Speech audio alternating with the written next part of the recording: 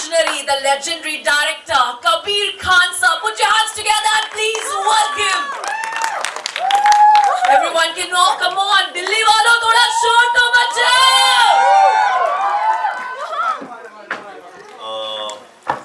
We are thrilled to be here. यहाँ आके एक अलग ही एनर्जी आ रखी है जिस तरीके से आप सब रिस्पांस दे रहे हैं और I mean कल से मतलब आज दोनों दिन मतलब बैक टू बैक कल दिल्ली में थे हम आज यहाँ पे नोएडा में आए हुए हैं एंड यहाँ लिटरली सीरियसली जिस तरीके से थैंक यू बहुत अच्छा एक्सपीरियंस जा रहा है एंड आई होप आप सब लोग थिएटर जाके फिल्म भी देखें thank you Well, we have seen the intense trailer and the phenomenal acting, Karthik. But the very first question, like you are working with Kabir sir for the very first time. So how was the experience and initial reaction kya tha when Kabir sir have approached you to play the role which was very intense, phenomenal and extraordinary? That is Chandu Champion. Sorry तो question क्या था again मैं ना seat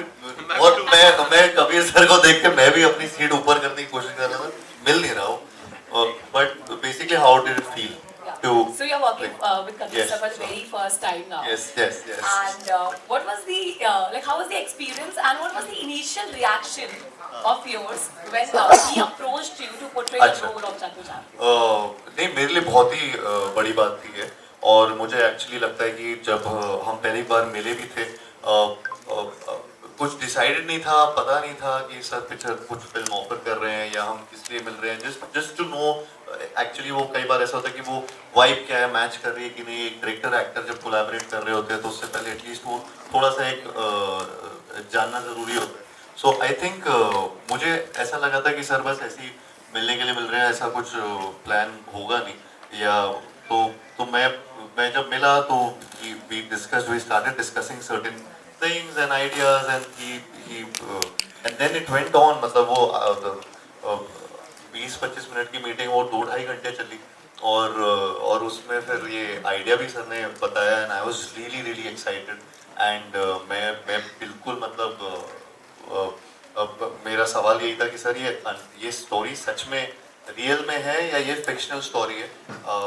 but he said ये सारे मतलब ये facts हैं और ये लिटरली सच्ची कहानी है और तो I was just completely shocked and surprised and I was just totally on and I immediately wanted to do the film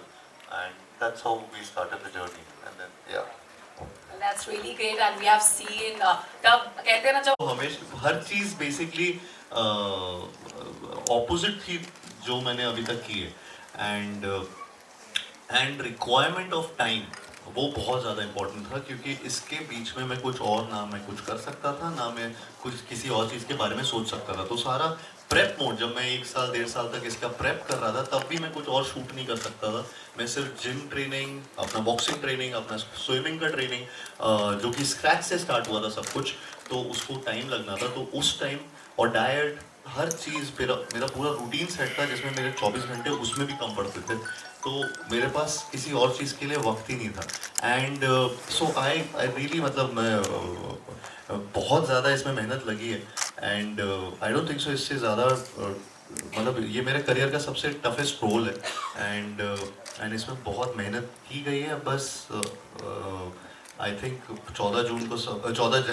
जून को सब लोग देखने आए और थिएटर में आई थिंक उनको ये फिल्म एंटरटेनिंग वे में इंस्पायर करके जाए तो यही बस एक होप है of course will definitely go and watch you know Karthik talking about Sajid Nadiadwala we always have seen that तो मैं बहुत एक तो शॉक था लेकिन सैड भी था कि मुरलीकांत पेडकर जी की कहानी अब तक किसी को पता क्यों नहीं है ये ऐसी कहानी है जो बच्चे को पता होनी चाहिए सो वो जब मैंने सुना था तो मैंने सीधा पहला सवाल यही पूछा था कि क्या ये सच में ऐसा हुआ है और हमें इसके बारे में कोई खबर नहीं है सो एंड वही वो सारे फैक्ट्स हैं तो वो रियल स्टोरी है एंड तो जब ये ऐसा मैंने पहली बार सुनी तो मेरी रिस्पेक्ट तो ऑफकोर्स बहुत ज़्यादा बढ़ गई थी and in fact while playing the role जब उनके लिए प्रेप कर रहा था फ्रॉम डे 1 उस दिन से मुझे पता लग गया था कि इसमें बहुत मेहनत लगने वाली है तो ऑटोमेटिकली उनके लिए, मैं तो रील के लिए वो कर रहा था, मैं तो सिर्फ मतलब एक्टिंग कर रहा था, बट उन्होंने तो रियलिटी में वो जिया है। तो मेरे लिए जब वो वहाँ से प्रेप मोड से गोइंग टू द सेट, और फिर अभी भी यहाँ पे जब बैठा हूँ, जब भी ये बात भी कर रहा हूँ, तो वो सोच के मुझे बहुत ऐसा लगता है कि ये इंसान ने कभी गिव अप नहीं किया। The man who refuse to surrender, ये हमारे टैगलाइन है, and that is so apt. वो उनके साथ एकदम जाती है, बिकॉज उन्होंने ऐसी ऐसी सिचुएशंस में जब हमेशा आपको किसी को भी ऐसा लग सकता है कि नहीं यार अब गिव अप मार देते हैं, उन्होंने कभी गिव अप नहीं मारा, उन्होंने एक्चुअली और ज़्यादा बेटर चीज़ें की। सो विच इज़ अनरियल। तो बहुत ज़्यादा रिस्पेक्ट है मेरी मुरलीकांत सर के लिए, एंड आई होप कि मैं मतलब मैं मेरी जितनी कोशिश रही हो उनको पोर्ट्रे करने में, वो उनको अच्छी लगे।